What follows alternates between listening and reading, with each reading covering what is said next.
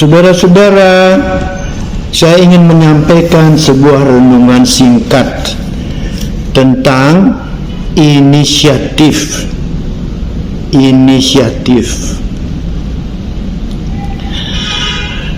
Sebelum saya membacakan sebuah ayat dari firman Tuhan dari Alkitab, mari kita berdoa. Bapa Surgawi, tolong kami supaya kami dapat menangkap, menerima firman Tuhan, isi hati Tuhan sendiri, supaya dapat membentuk kehidupan kami sehingga lebih memuliakan Tuhan. Tolong kami Bapa, kuasai hati, pikiran, perkataan, dan perbuatan kami, supaya apa yang kami lakukan dalam hidup sehari-hari memuliakan Tuhan. Terima kasih Bapa, dalam nama Tuhan Yesus kami mohon, amin. Saya akan bacakan saudara-saudara ayat terakhir, yaitu ayat 17 dari surat Yakobus pasal 4. Yakobus 4 ayat 17. Jadi jika seorang tahu bagaimana ia harus berbuat baik, tetapi ia tidak melakukannya, ia berdosa. Jika seorang tahu bagaimana ia harus berbuat baik, tetapi ia tidak melakukannya, ia berdosa. Kata ayat 17 dari surat Yakobus pasal 4. Saudara-saudara, saya akan bacakan sebuah renungan singkat dari ayat itu. Ada seorang pembantu yang bekerja di rumah saya seminggu 3 kali. Kadang-kadang saya tidak bertemu dengannya karena saya harus berangkat pagi-pagi sekali. Suatu saat saya meletakkan 2 paket sembako di atas meja. Rencananya saya akan memberikan paket-paket itu kepada 2 keluarga yang tak mampu. Seperti biasa, pagi-pagi saya sudah pergi dan tidak berjumpa dengannya. Hari itu pembantu saya datang ke rumah untuk melaksanakan tugasnya.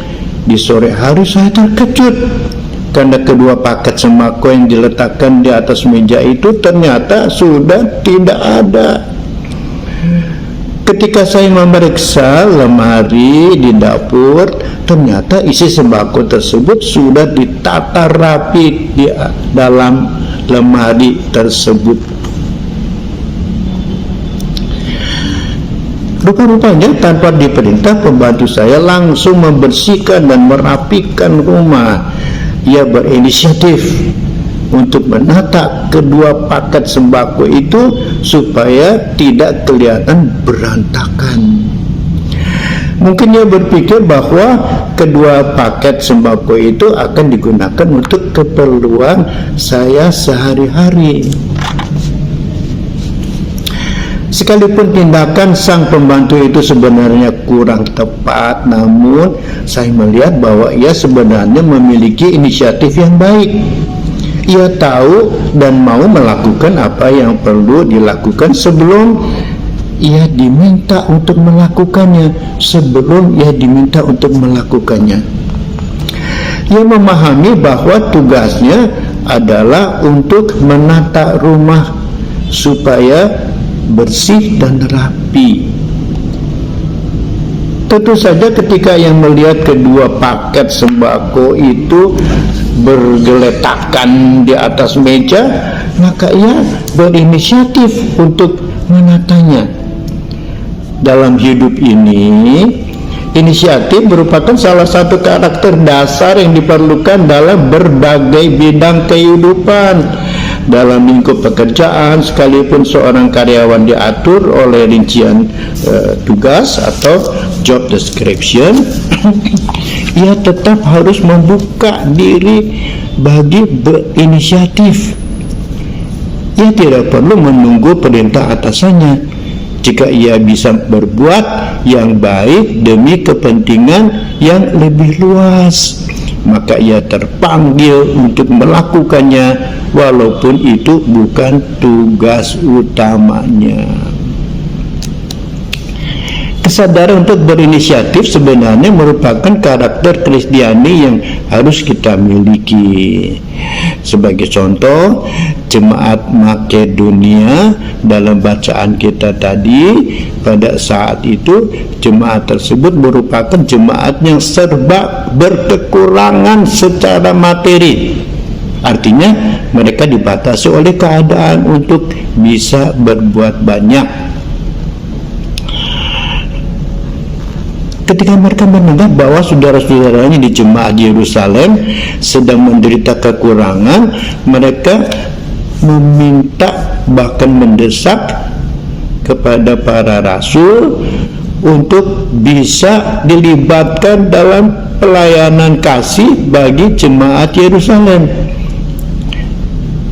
Dari sisi para rasul, mereka tidak meminta jemaat Makedonia untuk terlibat dalam pelayanan kasih mengingat keadaan mereka. Akan tetapi dari sisi jemaat Makedonia, sekalipun keberadaannya begitu terbatas, mereka terpanggil untuk ikut menolong dan menopang jemaat di Yerusalem. Tindakan ini merupakan tindakan inisiatif, yakni mengetahui dan melakukan apa yang perlu dilakukan sebelum ia diminta untuk melakukannya. Tindakan inisiatif dari jemaat Makedonia disampaikan kepada jemaat Korintus sebagai jemaat yang kaya akan aneka rupa karunia roh dan juga materi, namun jemaat Korintus tidak memiliki inisiatif. Sekalipun tahu mengenai keadaan jemaat Yerusalem, mereka berdiam diri, tidak bertindak apa-apa. Itulah sebabnya Paulus menyampaikan tegurannya sebagaimana kita baca dalam teks Alkitab tadi, yaitu ayat 6 dan 7.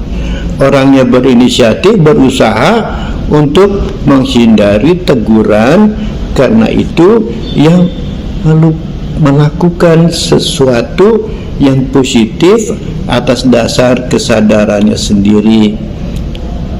Nah, bagaimana dengan kita? Mari kita berdoa. Tuhan, berkati kami.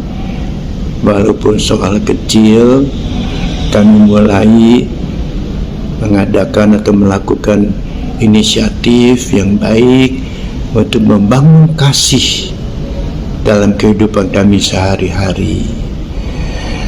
Dari yang kecil tetapi rindu kami melakukannya, lama-kelamaan akan melakukan sesuatu yang lebih besar, lebih berarti, dan lebih berguna.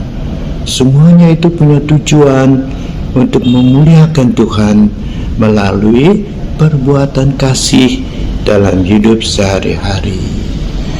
Tolong Bapa, supaya kami dapat mewujud nyatakannya dalam hidup kami sehari-hari. Tolong Bapa, dalam nama Tuhan Yesus Kristus. Amin.